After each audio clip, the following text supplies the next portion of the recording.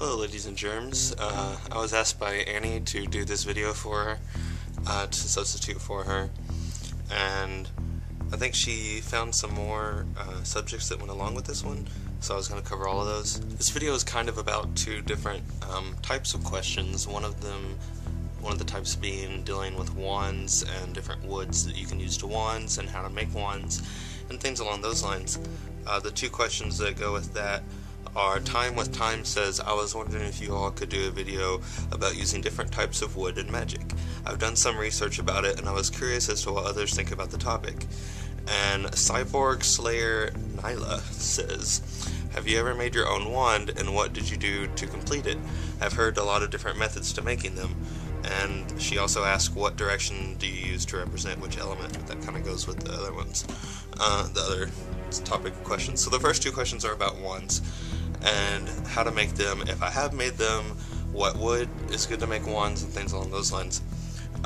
First off, let me show you my wand that I currently use. Throughout my practice I've gone through many wands because they will either break, they will get lost because fairies love to move my crap, or I'll lose them, or something will happen, and I'll sometimes even give them away.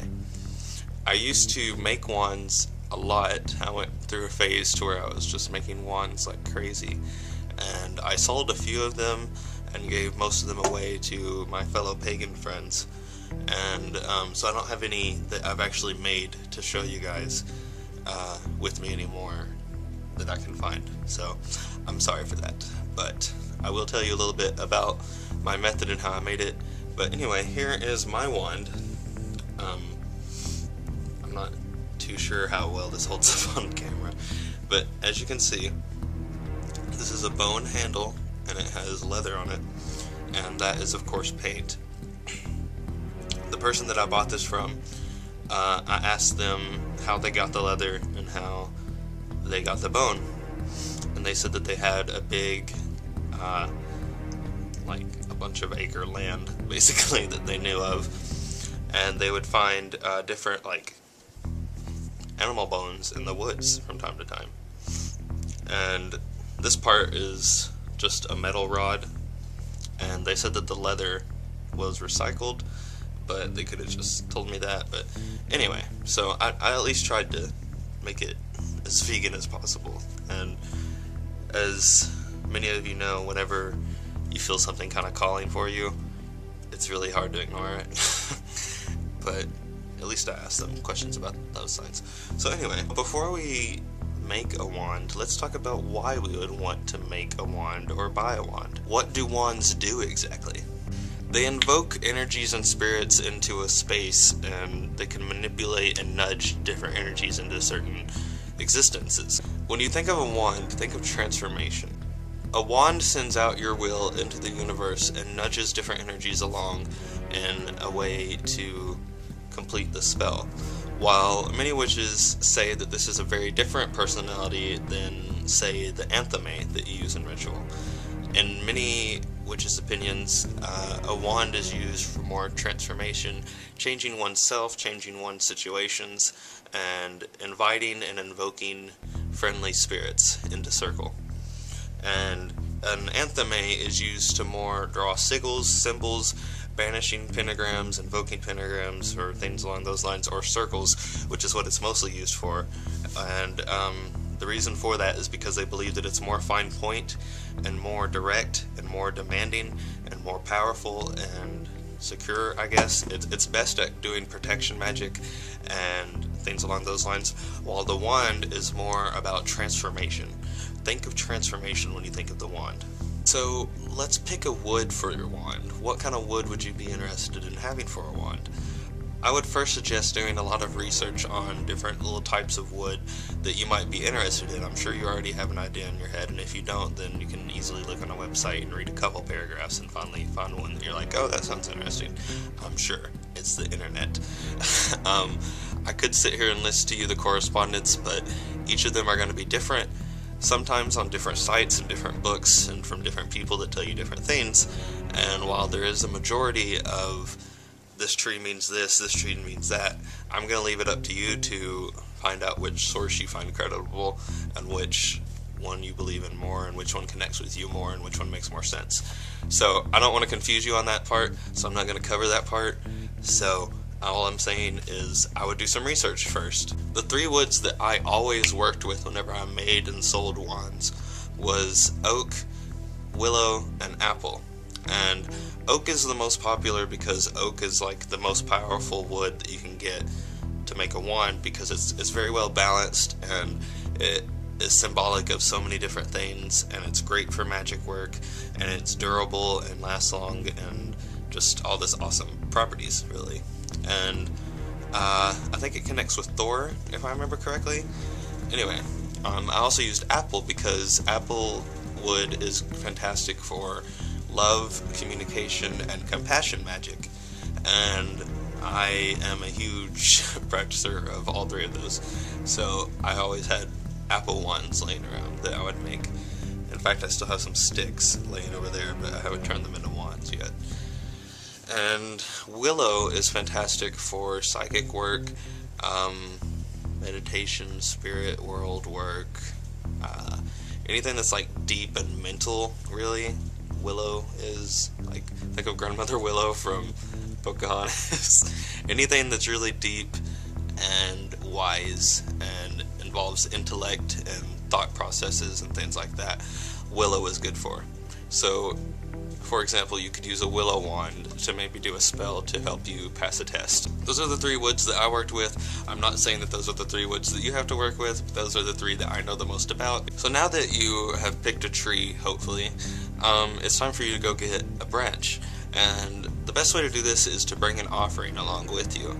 And once you find the tree that you're looking for, you would leave it the offering and you would ask to have one of its branches. And if you get a strange feeling in your gut that the tree's telling you no, then don't take one.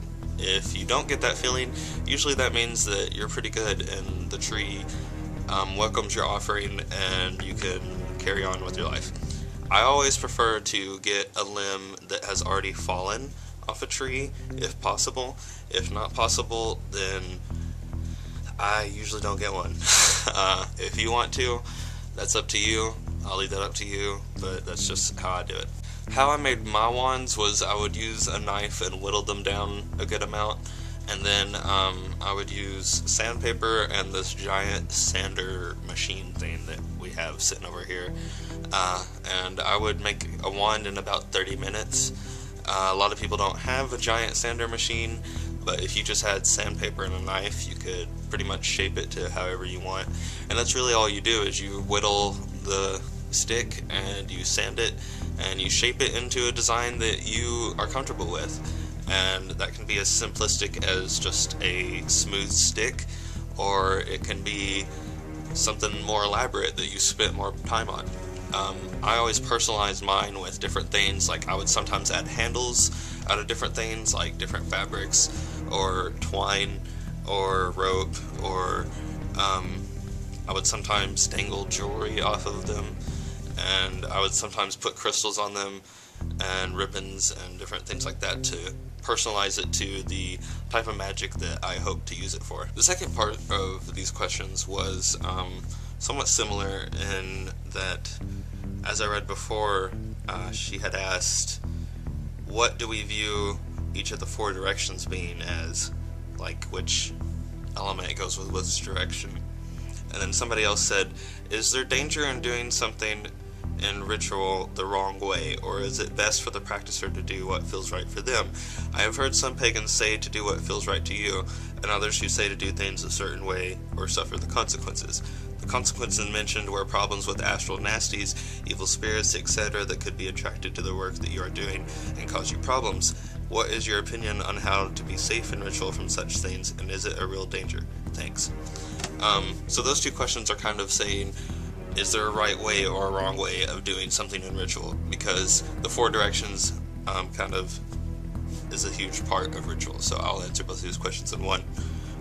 My answer to this is go with what feels right. That is the majority answer. What goes right to you is probably what's going to work best for you. Now, this isn't, I wouldn't say I believe this in all situations, because there's going to be certain spirits and energies that you might be trying to contact or work with who can be very picky as to how you talk to them or how you interact with them. So if you are calling down a deity or a spirit or an angel or a guide or a demon or anything along those lines, then that might be a little bit of a different story depending on the situation. But overall, I would say go with the flow and go with what you think is best. As for small things like which way you cast the circle, what you visualize when you do it, what four corners you call, how many times you spin and touch your head, I don't know. Just all the small details like that don't really matter.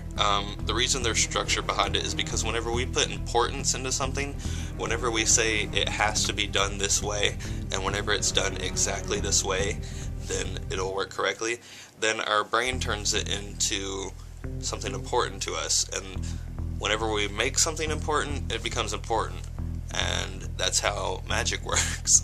So we only do these things to kind of set the mood along the lines of magical workings and get the mood right and get our brain pumping magical juices. So no, the correspondence do not really matter all that much. Yeah. I guess that's all I have to say about these topics, and awkward ending.